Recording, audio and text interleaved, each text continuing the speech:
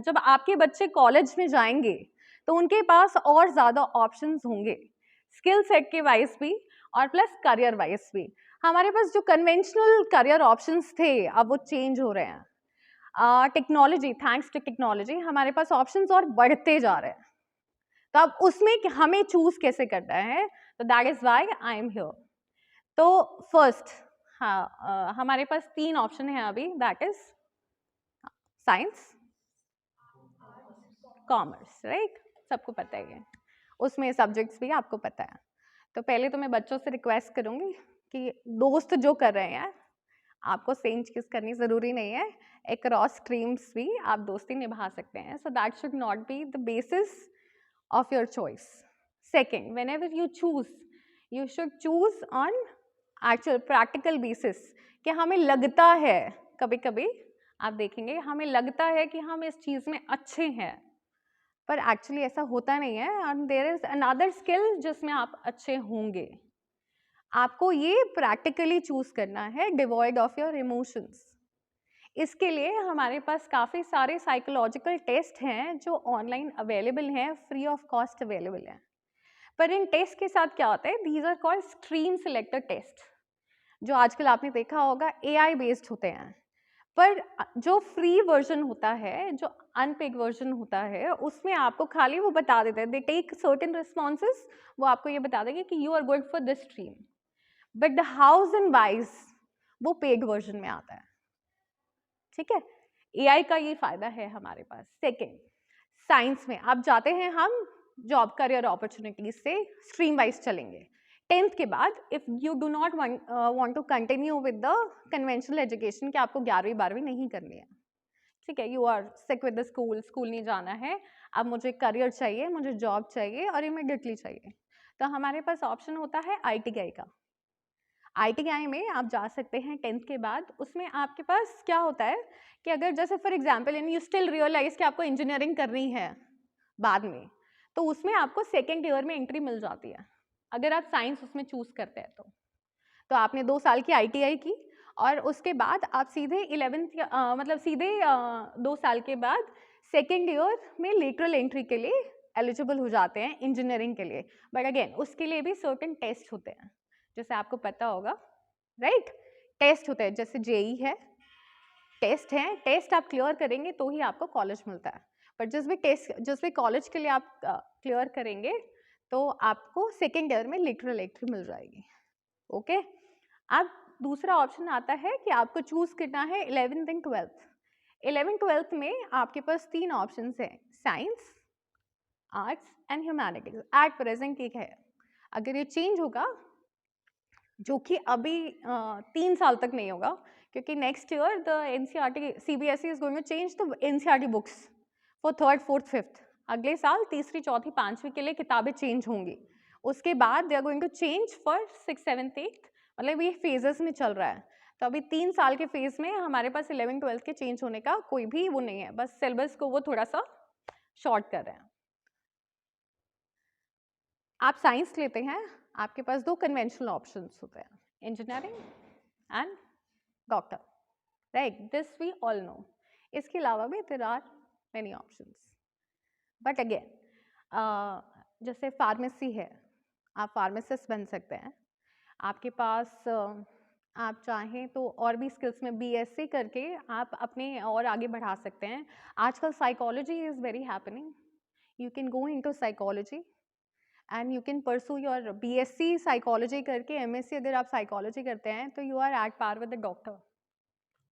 You can sit in a hospital, आप medicine prescribe कर सकते हैं अगर आप प्रॉपरली एक मतलब वो दूसरे वाला रूट नहीं लेना चाहते हैं कि जिसमें आपको सर्जरी करनी है और ये मतलब नीड नहीं हुआ है, तो आपके पास अगर डॉक्टर बनने के दूसरा रास्ता है ये कि आप साइकोलॉजी करिए, एमएससी करिए, बीएससी एमएससी, और उसमें आपका क्लिनिकल साइकोलॉजी होता है। क्लिनिकल साइकोलॉजी करने के बाद you are eligible to be in an hospital in sit like a doctor and you will be treated at par with the doctor, and only you can prescribe medicines for psychological things, जैसे आजकल आपने newspaper में पढ़ा ही होगा, right.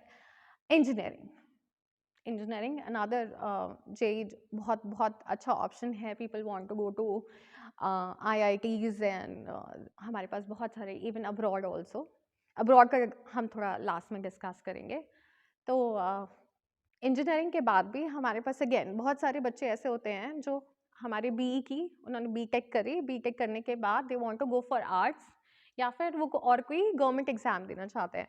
अब government exam के लिए, इंजीनियरिंग के लिए there are civil engineers, there are electrical engineers, not computer engineering की अभी अभी हमारे यहाँ एग्जैक्टली परमानेंट पोजीशन नहीं है गवर्नमेंट में, प्राइवेट में बहुत ज़्यादा है. राइट. थर्ड हमारा इनकन्वेंशनल ऑप्शंस होते हैं going for a nurse. Right. It's the easiest way. आपको 2-3 साल का कोर्स करना है GNM का. GNM के कोर्स के बाद you are eligible to be a nurse and Indian nurses are required everywhere, especially right now. अगर करंटली इस ईयर की मैं बात करूँ तो Dubai is paying you to be a nurse in Dubai.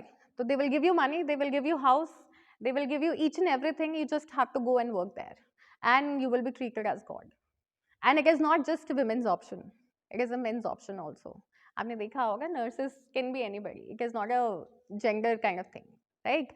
फिर उसके बाद अगर हम जाएं तो फार्मेसी में फार्मासिस्ट होते हैं. फार्मासिस्ट में गवर्नमेंट जॉब्स बहुत सारी हैं. एज यूपी गवर्नमेंट का मुझे नहीं पता है, मुझे दिल्ली गवर्नमेंट का पता है. तो आपने वो मोहल्ला क्लिनिक्स एंड वो देखे हैं.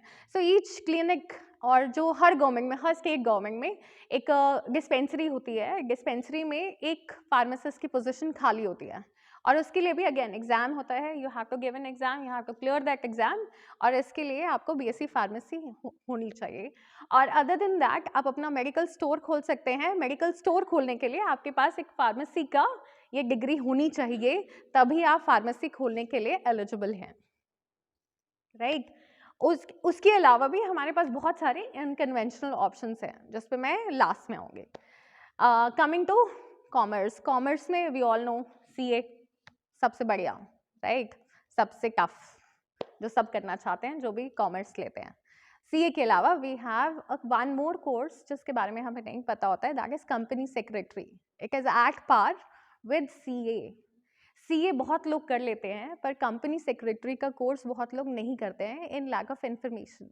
The cost of doing company secretary course is only and only 10,000 or 15,000 per year.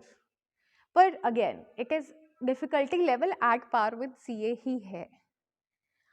अगर आपके मतलब बच्चे लोग ट्राई करते हैं तो कंपनी सेक्रेटरी में सैचुरेशन नहीं आया, जैसे CA में सैचुरेशन आ चुका है. राइट. हमारे पास बहुत सारे CA हैं बट कंपनी सेक्रेटरी में सैचुरेशन नहीं आया है और वो लोग at par. It is one of the most highest paying jobs in commerce. उसके बाद हमारे पास आते हैं BBA, MBA, राइट, जो हमें पता ही होगा. अगर इसके बारे में आपके कोई क्वेश्चन है तो I am more than happy to answer. Next comes arts. Arts लेने के बाद जो सबसे फेमस ऑप्शन है that is UPSC. Right. UPSC civils करने के लिए, सिविल्स करना है. हर साल अप्रॉक्सीमेटली 1000 पोस्ट निकलती है, 700-1000. सबमिशन कम हो जाता है तो ये सिर्फ यूपी के बच्चों से रह जाता है. बाहर के आउटसाइडर्स के लिए, थैंक यू. हाँ, सो आउटसाइडर्स के लिए खाली और खाली 15% सीट होती हैं. आप किसी भी अगर स्टेट गवर्नमेंट में जाएंगे, दिल्ली के पास स्टेटहुड नहीं है तो दिल्ली में कोई भी अप्लाई कर सकता है. आप किसी भी, दिल्ली में होता है दास ग्रेड 2, दिल्ली में PCS नहीं होता है. दिल्ली में आपको अगर SDM के लिए, DGM की पोस्ट के लिए अप्लाई करना है so that is DASS grade 2, उसके लिए भी आप एलिजिबल हैं. But again all these things are after graduation and that too. अभी क्या है, रिसेंटली अगर आपने देखा होगा तो मोस्ट एग्जाम्स में, चाहे किसी कोई भी एग्जाम है, तो हर एग्जाम में मिनिमम दे आस्क फॉर 50 और 55% in graduation, which is trust me my dear. मतलब अपने बच्चों से अगर मैं कहूँ तो ये थोड़ा सा मुश्किल हो जाता है when you go to graduation, क्योंकि हम लोग थोड़े से अपने पाथ से इधर उधर हो जाते हैं. अब इन सब से आगे जाने से पहले मैं आप बच्चों को एक चीज़ बताना चाहूँगी कि एक तो आपको फिजिकल वर्क करना है, या आपकी प्रेफरेंस है और ये आपको एंड तक याद करना है. So, एक तो फिजिकल वर्क है कि आप चीज़ें उठा के रख रहे हो, फिजिकल वर्क, समझ में आया. और एक है पेन की part. So what you do is you just go everywhere you go, you just need to sign, rest बाकी लोग आपका काम करेंगे। तो आपको क्या चूज करना है? You want to do the physical work और you want to have the power of the pain? Power of the pain अब लगता है कि हाँ हमें चाहिए, पर इसके लिए you have to strive each and every day. आपको हर दिन मेहनत करनी पड़ेगी। What else? ट्वेल्थ के बाद स्ट्रीम चेंज हो सकती है, जैसे साइंस से कॉमर्स में या कॉमर्स से साइंस में? आपको जैसे स्ट्रीम मैटर नहीं करेगा जब हमारे बच्चे हायर एजुकेशन में आएंगे। मैंने अभी आपको बताया था ना, NEP 2020 में हमारे बच्चों के पास क्या होगा कि अगर किसी बच्चे को बायो के साथ इकोनॉमिक्स लेनी होगी तो वो ले सकता है। जस्ट जैसे अभी हमें 2 साल बाद 12th करनी है, 12th पास आउट हो गई, तो साइंस से कॉमर्स में या कॉमर्स से साइंस में चेंज हो सकता है? हाँ, सी BBA में इशू आता है, मतलब BCom नहीं कर सकते हैं, BBA तो कर ही सकते हैं, और MBA तो हर कोई कर सकता है। उसके लिए कैट मैट और जैट होता है हमारे पास। और अगर आपको साइंस के बाद फिर भी जाना है तो देयर इज GMAT, आपको अब्रॉड जाना है तो we all have certain exams set है। It becomes very easy. आप स्टेम में नहीं जा सकते, मतलब आप साइंस में नहीं जा सकते हैं, पर आप साइंस से नीचे आना चाहें तो आप बहुत ईजिली आ सकते हैं। साइंस साइड से अकाउंट्स में या सीए टाइप में जा सकते हैं? CS कर सकते हैं आप, CS कर सकते हैं, कंपनी सेक्रेटरी। तो कंपनी सेक्रेटरी में आप सीधा 12वीं के बाद जाएंगे तो आपको एक फाउंडेशन कोर्स करना होगा। फिर अगर आप ग्रेजुएशन के बाद जाएंगे तो आपको फाउंडेशन कोर्स की जगह वो directly they will give you entry in the first year, and it is again just like CA 2 years course है। CA में we have a lot of people already working as CA, right, but CS company secretary, right, there are lot of posts that are empty and it pays you even after. See, it gives you government job at par with a session judge if you go in government sector. If you go in private sectors in well established companies, then it pays you at above 30 lakhs in your first joining if you are good at it and if you clear it properly. So, but just like CA, though 2 साल का course, people usually take 4 to 5 good years to complete that, and half of the people leave that in behind. You know, they are like they leave it in mid कि नहीं होगा हमसे, and they find other options. Any other questions? हाँ बच्चे, you want to say something? किसमें ma'am? हाँ हाँ, of course, why not ma'am? सी बैठ जाइए, अभी इसका मैं बैकग्राउंड दे देती हूँ थोड़ा सा। So there are only 2 companies aircraft के लिए, that is Airbus and Boeing, जो एयरक्राफ्ट मैन्युफैक्चर करते हैं, ठीक है। सिर्फ 2 ही कंपनी है और इन्हीं के एयरक्राफ्ट हर जगह चलते हैं एयरलाइंस में। अब given the time constraint and given what the life we have is everybody prefers air travel. Air travel अगर कोई प्रेफर कर रहा है तो what they do is now we will have more airlines. अब एरोनॉटिकल इंजीनियर का कहाँ काम आता है? Aeronautical engineer directly cannot go to Airbus and Boeing because these companies are not India based, right? But on every airport we need aeronautical engineers for the maintenance of these aircrafts. So if somebody doesn't somebody has done aeronautical engineering, they can apply through DGCA. DGCA हमारी airport authority में आती है, AI में आती है, और उसके forms निकलते हैं, ठीक है। DGCA दिल्ली वाला हो गया, अभी यूपी का अलग होगा। सो यू कैन अप्लाई, और एरोनॉटिकल इंजीनियरिंग करने के बाद आप वहाँ पे बहुत अच्छे से काम कर सकते हैं। Second thing, if you don't like the field job, जैसे किसी को फील्ड जॉब पसंद नहीं है, ठीक है, आपको फील्ड जॉब नहीं करनी है, तो what you can do is you can come back to teach as faculty position in those institutes. Like aeronautical engineering के बच्चों को भी तो कोई पढ़ाएगा ही ना, तो फैकल्टी पोजिशन आप उसके लिए काम कर सकते हैं ना। जैसे आपको फील्ड जॉब नहीं पसंद आई कि भाई और आवर्स हैं, सुबह जाना है, रात को जाना है, कुछ भी करना है, we don't have a life any more and we want to have quality of life, तो what you can do is you can simply switch to faculty position of the same subjects that you have read. फौज में कोई जाना चाहता है? You want to go, that is very nice. अभी 12th के बाद, ठीक है, so I will give you a brief about that also. तो हमारे पास क्या है कि ND 12th के बाद, but you need physics and maths both for that. आपके पास फिजिक्स भी होने चाहिए और मैथ्स भी होना चाहिए, और अगर आपके उसमें अच्छे मार्क्स हैं then you are eligible to appear for that exam. So what happens is कि हाँ, इसके बाद आपके पास मैथ्स और फिजिक्स होना चाहिए, आप एनडीए करिए, एनडीए में जाइए, और आपके पास वहाँ पे फर्स्ट फाउंडेशन ईयर होता है जो सबके लिए सेम होता है. Then they divide you into streams, that is army, navy and air force. ठीक है. इसके अलावा हमारे पास पैरामिलिट्री होती है. पैरामिलिट्री में भी आप जा सकते हैं. पैरामिलिट्री, बिकॉज पैरामिलिट्री में अगर आप जाते हैं तो आपके पास एक्स सर्विसमैन बेनिफिट्स नहीं आते हैं. ठीक है. So the second option that we have is graduation के बाद there is an exam called CDS, Combined Defense Services Exam. वो एग्ज़ाम आप दे सकते हैं. वो एग्ज़ाम देने के बाद वहाँ पे ऑफिसर्स ट्रेनिंग अकेडमी होती है, but the problem is that you get short service commission. आपको परमानेंट सर्विस कमीशन नहीं मिलता है. You do not get full benefits. So but still that is an option that you can go and serve the forces for 14 years. If you go for paramilitary forces after graduation, there is an assistant commandant exam. Assistant commandant के लिए even girls can do. So they will, assistant commandant की post वो होती है just like your teacher. So you will be heading a platoon, मतलब the whole battalion will be there under your leadership, and it pays you very well till the time you are there in the job. The only problem with paramilitary is you do not get ex-serviceman benefits. अगर आप जाते हैं army में, air force में और navy में, आपने job छोड़ दी 14 साल के बाद, यू टुक का VRS और आपको और कंटिन्यू नहीं करना है, तो आप बाहर आएंगे तो यू आर एलिजिबल फॉर, आप दूसरे के जो ये गवर्नमेंट सर्विसेज होते हैं, स्पेशली UPSC, इसमें आपका एक सर्विसमैन कोटा होता है, और एक सर्विसमैन कोटे में आपको बहुत अच्छी अच्छी जॉब्स मिल जाती हैं, डिपेंडिंग अपॉन आपने पहले ग्रेजुएशन में क्या पढ़ाई की है उसके लिए यू नीड. अच्छा, इसमें हमारे पास एक बहुत फेमस ऑप्शन होता है जो बहुत बच्चे करना चाहते हैं, that is pilot, becoming a pilot. अगर आप फौज में पायलट होते हैं, ठीक है, वो आर्मी में भी पायलट्स होते हैं, आपके पास एयरफोर्स में भी पायलट्स होते हैं, आपके पास नेवी में भी पायलट्स होते हैं. So if you are a pilot in forces, then आपके लिए स्विच करना इजी हो जाता है, because even airlines prefer pilots from forces, क्योंकि फोर्सेस में जितने आपके फ्लाइंग आवर्स होते हैं उतने कहीं पर भी नहीं होते. कोई भी आपका इंस्टीट्यूट जो है जहाँ से भी आप फ्लाइंग सीखते हैं वो नहीं देते हैं, despite the fact how much you पे. It becomes irrelevant. So to become a pilot, there is a test called PABT, that is Pilot Aptitude Battery Test.